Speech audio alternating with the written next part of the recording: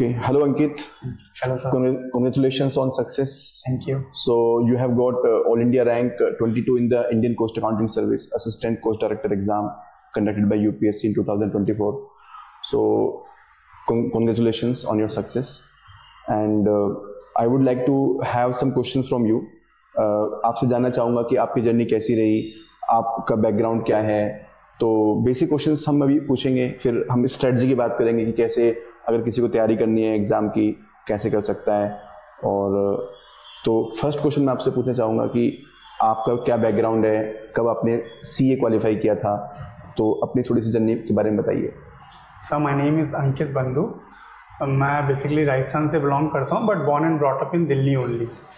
I qualified chartered accountancy in November 2017, and after that I got a campus placement in Rights Limited, and since then I have been working in Rights Limited only, and in Indian Cost Accounting Service 2024 के लिए मैंने prepare किया. मैंने जब return के लिए prepare किया था तो आपका जो मॉड्यूल आपने प्रोवाइड करा है और जो ऑनलाइन प्लेटफॉर्म पे भी मॉड्यूल अवेलेबल थे, और जो मेरी CA इंटर के ड्यूरेशन में मैंने जो मॉड्यूल रेफर किए थे, मैंने थोड़ा उसको ब्रशअप किया और जो ऑनलाइन जितने भी MCQs अवेलेबल थे उसकी प्रैक्टिस करी. बिकॉज बेस तो तैयार हो जाता है, बट क्योंकि हम CA में सब्जेक्टिव टाइप क्वेश्चन को आंसर करने में ज़्यादा कंफर्टेबल है रादर देन MCQs. तो बेस तैयार करने के बाद जो भी इंटर में और फाइनल में हमने पढ़ा था, आफ्टर कंप्लीटिंग दैट MCQs जितने भी ऑनलाइन प्लेटफॉर्म पे अवेलेबल थे सर, वो कंप्लीट किए. And with the good grace, okay, yeah, you got a success. तो आपने बताया कि 2017 में आपने राइट्स ज्वाइन किया था. जी. आपको इस सर्विस के बारे में कैसे पता चला, इंडियन कोस्ट अकाउंटिंग सर्विस के बारे में, और आपने इसका तैयारी करने के बारे में क्यों सोचा? आप क्या फैक्टर्स थे जिससे कि आप मोटिवेट हुए कि ये सर्विस आपको ज्वाइन करनी है? Sir, being a CA, I think अगर हम UPSC में एंटर होने के there are other ways like civil services, but सबके पास सर उतना टाइम मैनेज नहीं हो सकता, उतना टाइम अवेलेबल नहीं हो सकता. So this is one of the services through which CAs can enter into UPSC and a group A gazetted services. So this was my very basic reason to enter into this service. And motivation तो sir यही था कि currently I am also working in a government organization PSU RITES limited. It's also a group A service, but sir वो एक small level पे है. I was restricted to working in one organization only, है ना. तो sir, for a better exposure and for financial management of government at a larger scale, उस reason की वजह से I decided to enter. It is a big platform. Exactly. You get diverse exposure. Exactly. More, I mean, the Group A service definitely is a very good service. Okay, very good. तो आपको कहाँ से पता चला इस service के बारे में? सर, इस सर्विस के बारे में सर वैसे तो इसकी notification 2016 and then 2018 and thereafter 2022 में भी निकली थी. बट उस टाइम पे सर्विस की इतनी अवेयरनेस नहीं थी सर. आप जानते ही नहीं थे? हाँ, मैं जानता ही नहीं था. अगर उस टाइम पे पता होता है qualified in 2018, I definitely would have appeared for 2022. But उस टाइम पे इतनी अवेयरनेस थी ही नहीं. डायरेक्टर का नाम सुनते हैं क्योंकि सर PSU में director is a very director means the top most position sir after 50 plus age. Yes, 55 and sir इसको अगर थोड़ा बहुत पता भी था तो we never took it seriously. Yes. But जैसे जैसे अवेयरनेस बढ़ी इस सर्विस के बारे में, पता चला CA can enter into UPSC through this service. तो ऑनलाइन अवेयरनेस हुई और फ्रेंड्स के थ्रू भी इस सर्विस के बारे में पता चला. Okay, very good. तो आपका प्रिपरेशन का स्ट्रेटजी क्या थी? आपने सिलेबस को कैसे यूज़ किया? सिलेबस तो UPSC पूरा क्लियरली बताता ही है कि ये सिलेबस किस में है. तो अभी आप बताइए कि सिलेबस में कौन कौन से मेजर एरियाज हैं, और क्योंकि सर्विस का नाम कोस्टिंग सर्विस है, तो क्या कोस्टिंग पे ज़्यादा फोकस करना चाहिए या सभी एरिया पे फोकस करना चाहिए? सर, अगर अपन इनका UPSC ने जो सर्विस के लिए सिलेबस निकाला था, अगर वो हम गो थ्रू करेंगे कि costing is just one of the part of the syllabus. Yes, it is more inclined towards since the name of the service is Assistant Director Cost. So people may tend to think that this is more related to costing only and they prepare costing part only. तो but अगर हम go through करते हैं syllabus, तो उसमें costing is definitely a major part, but that is one of the part only, which covers approximately around 40 to 50% of the syllabus. But there are other very important areas as well, like GST is very one of the important area. Companies Act is there. Custom is there. So these areas are also to be covered. These 3-4 area cover approximately 50% of the syllabus. So one should not only focus on the costing and financial management part, but also these. तो यानी कि जितने भी हमारे syllabus के pointers हैं जिसमें कि सारी सब्जेक्ट आ जाते हैं, तो सारे सब्जेक्टों पे ही फोकस करना है. Exactly, except direct tax, everything is there in this syllabus. Whatever that we have been studying in CA foundation till CA final, rather I would say since 11th to CA final, everything is there except direct tax. So one should be very cautious about reading every aspect of the finance. तो जैसे आपका जो exam था ये अक्टूबर 2024 में हुआ था, उससे कितने दिन पहले आपने सिंसियरली प्रिपरेशन स्टार्ट कर दी थी? इनफैक्ट मैं आपको थोड़ा सा और डिटेल में लेके जाना चाहूँगा. नोटिफिकेशन कब आया था, कितने समय बाद आपने फिर उसकी प्रिपरेशन स्टार्ट की, कितने घंटे आप डेली पढ़ते थे, क्या आप, क्योंकि आप फुल टाइम वर्किंग थे तो आपको जॉब छोड़ के तैयारी करनी पड़ी, क्या मतलब पूरा एक्सपीरियंस बताइए कि जो सेल्फ स्टडी करना चाहते हैं या जो लोग जॉब के साथ में तैयारी करना चाहते हैं वो अपनी स्टडी को कैसे प्लान करें. नोटिफिकेशन का वेट करें, नोटिफिकेशन के बाद तैयारी करें, या नोटिफिकेशन से पहले तैयारी कर सकते हैं? ओवरऑल थोड़ा सा अपने बारे में डिटेल में बताइए कैसे आपने किया. So since I already told that I was not very much aware of this service, so once the notification came, then only I got to know about this service. The notification came in February 2024. तो जब notification आई और हमने जब इसका form fill up किया, तो मैंने मार्च में इसका फॉर्म फिल किया था. Since March onwards I was very regular in preparing for this examination. मैंने कोई इसके जॉब से कोई ब्रेक नहीं लिया था इस सर्विस के लिए, but I was very sincere preparing in this examination. तो मोटिवेशन था मतलब कि 7 साल जॉब करते हुए हो गए हैं? यस सर, पढ़ने का मोटिवेशन था कि यूपीएससी का टैग मिलेगा, ग्रुप ए गजेटेड सर्विस का टैग मिलेगा, so definitely motivation, inner motivation था आपके अंदर. यस. तो sir I started preparing since March 2024. In job के साथ ही कर रहा था. सैटरडे संडे तो टाइम मिलता था तो उसमें तो ज़्यादा आवर्स पुट इन हो जाते थे स्टडी में, but during from Monday to Friday as well I used to have approximately 2 to 4 hours a day for study. आसान बात नहीं है ये फुल टाइम जॉब के साथ में. 1 hour in the morning, half an hour to 1 hour in the lunch time, and then 1 to 2 hour in the evening. Okay, means March से लेके अक्टूबर तक तकरीबन 6 से 7 महीने आपने लगातार पढ़ाई की है. जी. तो अगर कोई तैयारी करना चाहता है तो ये टाइम सफिशिएंट है? डेफिनेटली सर, इससे शॉर्टर पीरियड भी सफिशिएंट है अगर ज़्यादा समय लगा सकें तो. जी. आई वॉज वेरी डिटर्मिन्ड कि मुझे अगर ये एग्ज़ाम इस सर्विस में आना है तो मुझे इसी अटेम्प्ट में आना पड़ेगा. अदरवाइज अगर इसका फ्रिक्वेंसी देखेंगे तो 2 से 4 साल में इसकी आती है. 2 साल ही मान के चलो. जैसे तो 18 फिर देन 22, देन 24. क्योंकि यूपीएस वो आपका ये हो गया था कोविड की वजह से 20 में ब्रेक हो गया. लेकिन नॉर्मली 14 में आया था, फिर 16 में आया, 18 में आया, 20 में उसकी वजह से ब्रेक हो गया आपका कोविड की वजह से, 22 में आया, 24 में आया. तो 2 साल में एक बार आता है. 3 ईयर. और हम ये नहीं कह सकते कि हम उसका वेट करेंगे कि नेक्स्ट टाइम कब होगा. Exactly. तो sir I think 3 to 4 month regular study would be sufficient. इतना तो कम से कम चाहिए, मतलब इतना कम से कम चाहिए सर. बट मैंने देखा कई स्टूडेंट इसमें रहते हैं कि कहाँ से पढ़ाई करें और कौन सी बुक रेफर करें.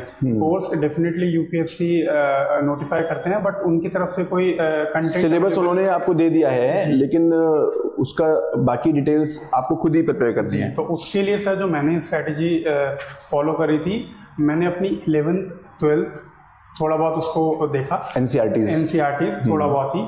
उसके बाद जो मैंने CA foundation rather CA inter से CA inter 90% mostly CA inter, क्योंकि जो कॉस्टिंग में जो अपना सिलेबस है और फाइनेंशियल मैनेजमेंट का जो सिलेबस है 95% of the syllabus covers from the CMA और सीए इंटर बुक्स ओनली। तो सर वहाँ से मैंने अपना बेस पहले ब्रशअप किया, सिंस काफ़ी टाइम हो गया था उन बुक्स को पढ़े हुए। अपनी सारी बेसिक बुक्स को फॉलो करना जरूरी है। उनको 2 महीने सर उनको रिवाइज करने में लगा, 2-2.5 महीने। बट जब मेरे पे बेस तैयार हो गया, then the next step was in solving the MCQs, because CA में we had been solving questions on subjective basis. तो उससे फोकस शिफ्ट करके 40 सेकंड्स के अंदर कैसे क्वेश्चन को क्रैक करना आंसर को क्रैक करना है विदाउट यूजिंग द कैलकुलेटर। हाँ, तो यस, वो उसको फुलफिल करने के लिए सर ऑनलाइन कंटेंट जितना भी अवेलेबल था, इंक्लूडिंग व्यूअर्स ऑल्सो, वो सब रेफर किए। अराउंड 2 to 4,000 के आसपास एमसीक्यूज प्रैक्टिस किया आपने, प्रैक्टिस किए। That built up a very good confidence. Ankit, मैं आपसे और चीज जानना चाहूंगा कि कुछ मिस्टेक्स जो कैंडिडेट्स कर सकते हैं, कुछ चीजें जो आप बताना चाहोगे कि ये मिस्टेक्स मत कीजिएगा।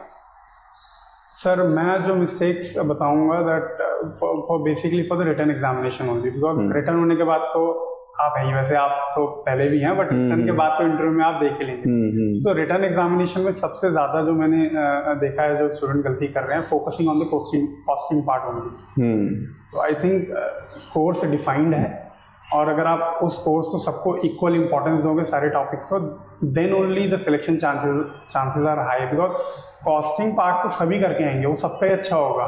Selection majorly depend on the other topics, वो सबका कैसे प्रिपेयर है।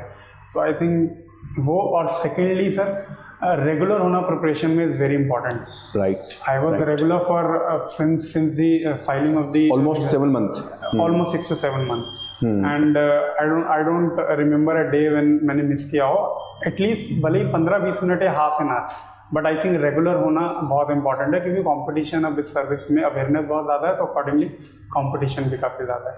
राइट। और लेवल ऑफ डिफिकल्टी क्या लगा आपको क्वेश्चंस का? सीए इंटर लेवल था, सीए फाइनल लेवल था? सर लेवल ऑफ, या सीएम में? इसमें सर लेवल ऑफ डिफिकल्टी ही अलग तरीके की है। सीए में लेवल ऑफ डिफिकल्टी है कि क्वेश्चन ही डिफिकल्ट है, वहाँ टाइम का कोई कॉन्स्टेंट ही नहीं है, वहाँ क्वेश्चन ही डिफिकल्ट होते हैं। बट यहाँ लेवल ऑफ डिफिकल्टी ये है कि you have to complete those 120 questions in 2 hours। Approximately you will get 30 seconds to 45 seconds to complete a question, और जिसमें कैलकुलेटर अलाउड नहीं है, but there 50% questions are calculation based question. तो जो सबसे बड़ा चैलेंज है, और लेंथी क्वेश्चंस होते हैं वो, बहुत वहाँ पर आपको कैलकुलेशन करनी है, एनपीवी निकालनी है। सर कई क्वेश्चंस ऐसे होते हैं जो आप विदाउट कैलकुलेशन भी आंसर बता दोगे कि ये है, तो उसमें मतलब ये ट्रिक्स होती है, वहाँ टाइम से हो जाएगा। बेसिकली ट्रिक्स पता तभी होंगी जब ज़्यादा से ज़्यादा एमसीक्यूज करो, प्रैक्टिस करोगे। तो मेन फोकस सब्जेक्टिव से हटा के बेस तो क्लियर करना ही है, बट उसके बाद जो मेन फोकस रखना है स्टूडेंट्स को, वो एमसीक्यू सॉल्व करने पे रखना है, और टाइमर लगा के अगर एमसीक्यू सॉल्व कर सकते हैं within 45 second, that would be very helpful. और मॉक पेपर देना भी इज वेरी इंपॉर्टेंट, उससे बच्चों को पता चलेगा कि क्या are they able to complete the paper within 2 hours। मैंने भी सर जस्ट एग्जाम से 2 दिन पहले मॉक इंटरव्यू दिया था, आई वाज मॉक एग्जाम दिया था, I was able to complete only 90 questions out of 120। तो मुझे भी लगा कि स्पीड तो इससे काफी तेज होनी चाहिए। Then I was able to complete 105 questions in real exam. अगर मैं मॉक नहीं देता, आई थिंक मैं 90 क्वेश्चन ही कंप्लीट कर पाता रियल एग्जाम में।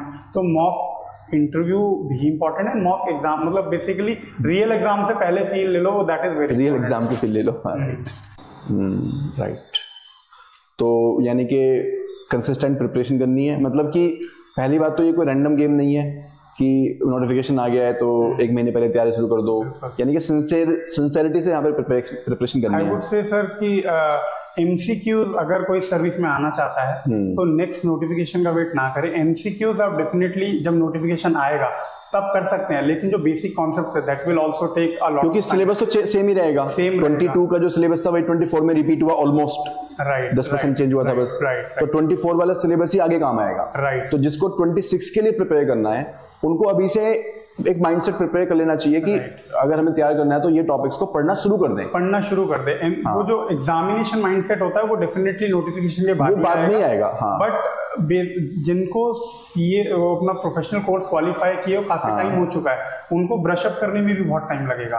तो वो चीज़ अभी से अगर स्टार्ट कर दे तो डेफिनेटली वो एज देगी जब नोटिफिकेशन आएगा। बिल्कुल। काफ़ी मैं स्टूडेंट्स देख रहा हूँ ना, जैसे हमारे भी काफ़ी स्टूडेंट्स इस बार जो क्वालिफाई जिन्होंने किया है, कई लोग तो फुल टाइम तैयारी कर रहे हैं इस एग्जाम की। 6 में, जैसे आपने तो जॉब के साथ में तैयारी की है, कई लोगों ने फुल टाइम बैठ करके भी तैयारी की है, डेफिनेटली 6 महीने तैयारी की है। That is the reason why the competition is very high. Competition is increasing, क्योंकि लोग इस सर्विस के बारे में जान रहे हैं, सर्विस की इंपॉर्टेंस जान रहे हैं, ज़्यादा अवेयरनेस फैल रही है, तो अच्छा कैंडिडेट, अच्छा कंपटीशन क्रिएट हो रहा है। तो चलिए, बहुत अच्छा हुआ, स्ट्रेटजी की बात होगी। अब हम बात करते हैं इंटरव्यू की। तो इंटरव्यू के लिए आपको लगता है कि सेल्फ करना चाहिए या आपको कुछ प्रैक्टिस वगैरह कैसे करनी चाहिए? Sir, initially I have given some of the interviews for PSUs. तो डेफिनेटली उनकी प्रिपरेशन तो मैंने सेल्फ ही करी थी। जैसे राइट्स का इंटरव्यू है, cracked and some other PSUs interviews also. Normally campus level पे तो सेल्फ से हो जाता है।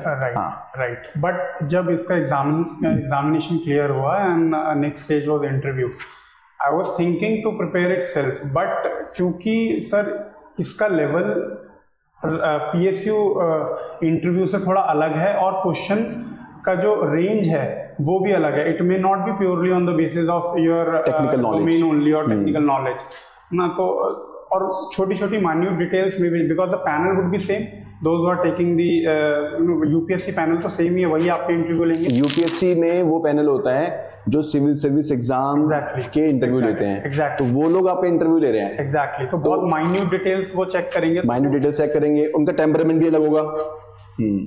तो वो सब चीजें प्रिपेयर करने के लिए सर आई थिंक आप यूट्यूब से थोड़ा बहुत सीख सकते हो, बट जब आप लाइव मॉक इंटरव्यूज दोगे, ऑनलाइन मॉक इंटरव्यूज दोगे, that will build a very good confidence, and real interview से पहले वो डेफिनेटली बहुत हेल्प करेगा।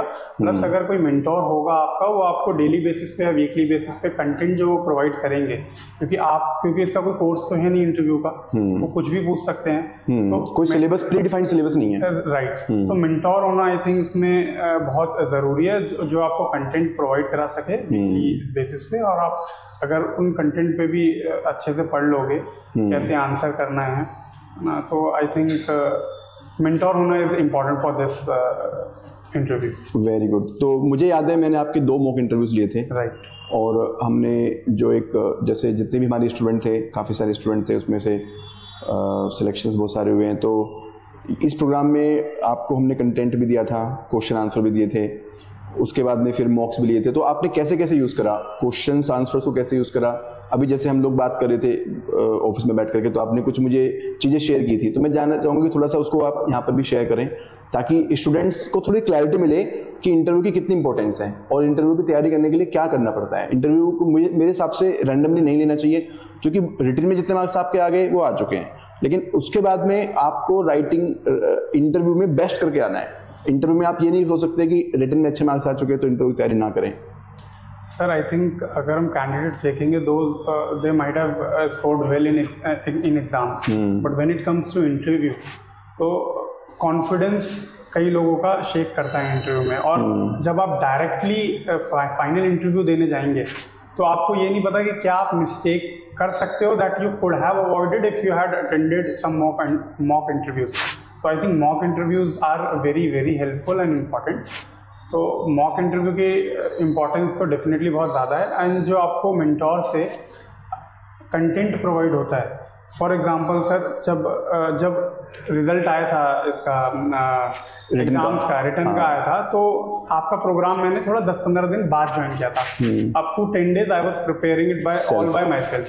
तो उन 10 days में सर मैं क्या प्रिपेयर कर रहा था, what I had read in my during examination only, वो चीज़ आप प्रिपेयर कर रहा था। तो जब मैंने आपका इंटरव्यू अटेंड किया, तो जो टॉपिक्स है लाइक ICAI वर्सेस NFRA, और जो रीसेंट टॉपिक्स चल रहे हैं लाइक इंडसइंड बैंक में जो हेज अकाउंटिंग का कॉन्सेप्ट था, तो ऐसे डेली बेसिस पे जब आपसे कंटेंट मिलते थे, हम ऑनलाइन सेशंस करते थे, जूम लाइव सेशन करते थे, मॉक इंटरव्यूज करते थे जिसमें सब लोग पार्टिसिपेट करते थे, तो उनसे बहुत ज़्यादा हेल्प मिलती है और कॉन्फिडेंस बूस्ट होता है कि ये अगर पूछते हैं तो मुझे ये भी आता है, not only on the domain. तो तो इसमें हमने जैसे मॉक इंटरव्यूज कराए थे, जो मॉक इंटरव्यू दे रहा है उसको बाकी लोग ऑब्जर्व कर रहे हैं, तो वहां से भी आपको एक क्लैरिटी आती है कि इस क्वेश्चन का आंसर ऐसे भी दिया जा सकता है। Exactly.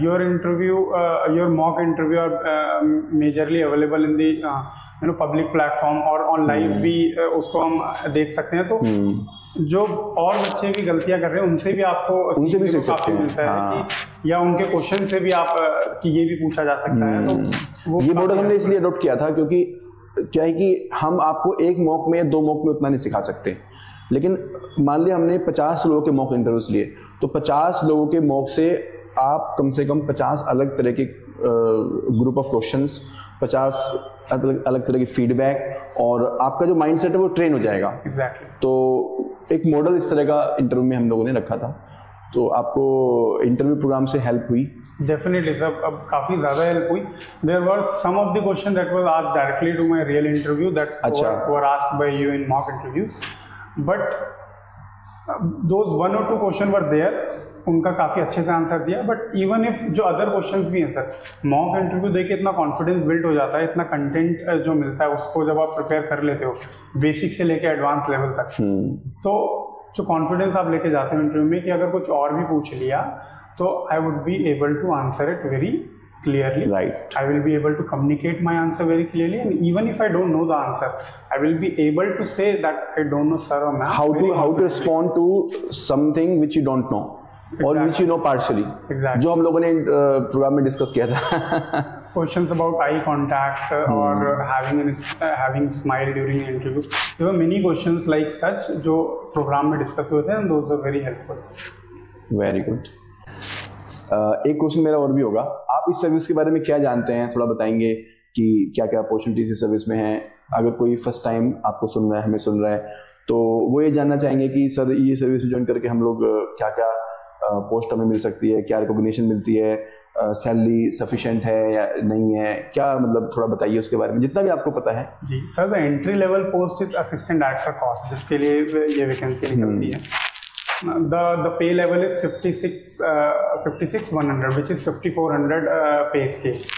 It's a group A gazetted service, direct entry level service है, जिसमें आपको डायरेक्ट एक्सेस मिलेगा, group A gazetted officer, president of India से ऑफर लेटर आएगा। Exactly.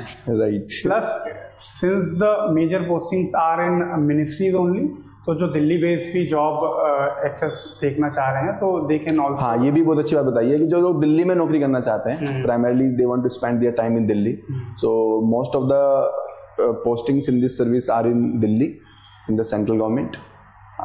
और बहुत सारी अलग अलग मिनिस्ट्रीज में काम करने का मौका मिलेगा। आप अलग अलग ऑलमोस्ट सारी मिनिस्ट्रीज में ही पोस्टिंग मिलती है आपको, और ग्रुप ए की सर्विस है तो you get A respect also.